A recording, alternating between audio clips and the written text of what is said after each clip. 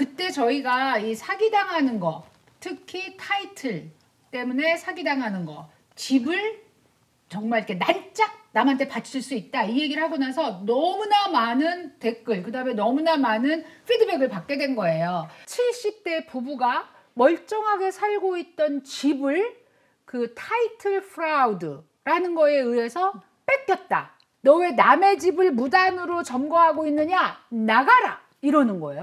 여기는 최은숙의 집이 아니라 박모시기의 집이라고 정말 거기 나와 있는 거죠. 중간에 어떤 놈이 사기를 치고 날른 거죠. 근데 이거는 양쪽 다 사기를 당한 거잖아. 그러니까 재판을 굉장히 오래 하겠죠? 이 집이 법적으로는 지금 들어오는 사람의 집이죠? 그렇게 되는 거예요. 말도 안 돼.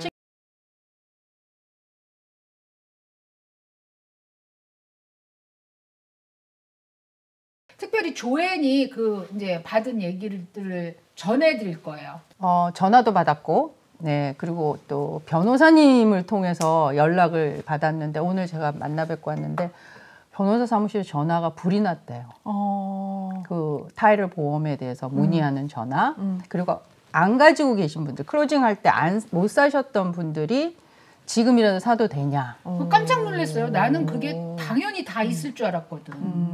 근데 없으신 분도 많았던 거죠. 근데 이제 저희가 전해드린 게 이제 실제 사례였기 때문에 저희가 뭐 없는 걸 지원해서 한 게 아니고 뉴스에 나온 거를 왜 그렇게 생겼나 해서 이렇게 되짚어 봤던 건데 과정별로 그러면 뭐 거기에 이제 아이덴티티 thef트도 들어가 있고 노러리에 대한 허술한 점도 있었고 코트에 이제 레코딩 되는 과정에서도 되게 허술한 점이 많았기 때문에 이제 그런 거를 알려드림으로써 얼럿이 되는 거지 이게 무슨 막 겁을 주려고 한 게 아닌데 네, 혹시 오해의 소지가 있으면은 그건 좀 이해를 하시면 될 것 같고 저한테 전화 오신 분은 당신이 이제 건물도 있고 집도 있는데 다 페이오프를 했대.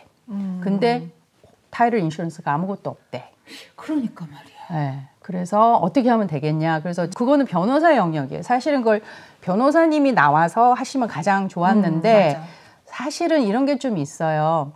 변호사님들이 여기 나와갖고 그런 얘기를 하면 타이틀 인슈런스를 파는 마케팅 같은 느낌이 들거든. 그러니까 이제 실제로 저희가 부동산이 저희 필드에서 일을 하다 보면 되게 안타까운 경우들이 있어요. 예를 한 가지만 들게요.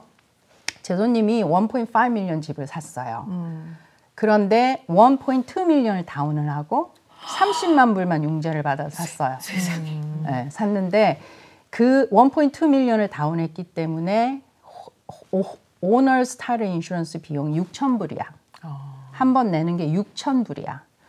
근데 이분이 이제 외국 분이셨어요. 독일 분이셨는데 이분이 너무 비싸다. 안 산 거야. 그러면서 이분은 뭐라고 말을 하냐면 이제 그래서 이제 안 사고 결국은 저는 마음에 조금 걸렸어요 그게. 근데 변호사가 저한테 한번 전화가 왔어요. 네 클라이언트가 이거 안 샀는데 내가 푸시를 못 하겠다. 그래서 그럼 내가 얘기하랴. 그랬더니 하지 말래. 그거는 그냥 순전히 바이어즈의 초이스고 우리는 충분히 설명을 했는데 그럼에도 불구하고 안 사는 건 바이어의 선택이다. 선택인데 그 변호사는 그렇게 얘기를 하지만 근데 나는 반대로 내가 에이전트인데 나중에 그 집을 내가 팔아줘야 될 수도 있잖아. 그죠? 근데 이제 그 셀러와 바이어는 어떤 게 있었냐면 그 셀러가 트러스트를 갖고 있었어요. 트러스트 디드예요. 트러스트 디드. 디드가 그렇게 넘어오죠. 근데 그 트러스트 디드를 넘어올 때는 뭐가 함정이 있냐면 프로퍼티 텍스를 트러스트가 갖고 있을 때는 카운티에서 잘못 산정할 때가 있어요. 네. 그러면 나중에 이 사람이 사고 나서 wait a minute. 프로퍼티 텍스 잘못 계산됐네? 다시 차지가 돼요. 그럼 그게 바이어한테 고스란히 넘어올 수가 있어요. 타이틀 인슈런스가 있어야 그걸 막을 수가 있다고. 그래서 고민을 하다가 결국은 제가 제 클라이언트한테 얘기를 했어. 내가 너 때문에 잠을 못 자겠다. 1.2 밀리언이 애기 이름도 아니고. 근데 이 친구는 독일에서 자랐고 스페인 바르셀로나에서 6년을 살다가 온 친구인데 내가 왜 그런지를 지난번에 그 노러리가 얼마나 허술한지 콜트 레코딩 시스템이 얼마나 허술한지에 대한 설명을 했어. 그랬더니 조앤나 그런 줄 몰랐다고. 자기가 살았던 그 젊은 그 독일은 그렇게 안 한대. 그러니까 한국처럼 되게 가버먼에서 컨트롤이 되게 심하고 아이덴티티에 대한 그게 되게 심한가 봐요. 근데 미국은 그렇지 않다는 게 너무 놀랍다고 그러면서 들었어요.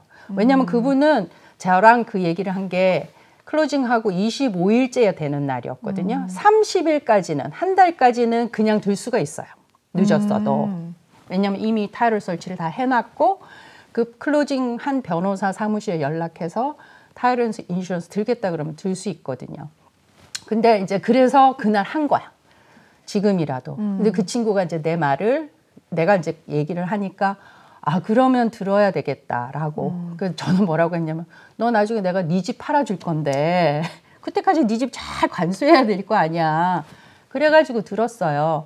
그제서야 제가 다리를 뻗고 잤는데 에이전트 입장에서는 나중에 손님이 그걸 블레임을 하지 않는다 하더라도 무슨 일이 생기면 굉장히 충격이에요. 이거는. 집을 사고 나서 30일 이전에는 그냥 들 수 있다라고 했는데 또 반면에 변호사가 아이고 전화가 왜 이렇게 오는 거야 머니 돈나 보시고 너무나 많은 분이 전화를 한다 이렇게 얘기를 했다면 그분들은 어떻게 해야 돼요? 그래서 변호사한테 물어봤죠. 네. 왜냐하면 댓글에 뭐 할 수 있냐 없냐 네. 갑론을박이 많고 저는 변호사가 아니니까 저는 30일 내내 들 수 있다라고만 알고 있었고 그날 언니가 이제 질문을 한 거였는데 들 수 있어요. 지금도 없으신 분 들 수 있어요. 타이틀 설치를 하고 드실 수가 그러니까 있어요. 서치 비용도 또 그렇죠. 내셔야 설치 비용 거죠? 내셔야 되고 드실 수 있대요. 네. 근데 이게 조지아만 그럴 수도 있어요. 그렇죠? 그렇죠. 그 주마다 다를 수 있죠. 근데 저희가 얘기하는 거는 조지아주는 언제라도 들을 수 있다. 대신에 타이틀 서치하는 비용도 지불하셔야 된다라는 거예요.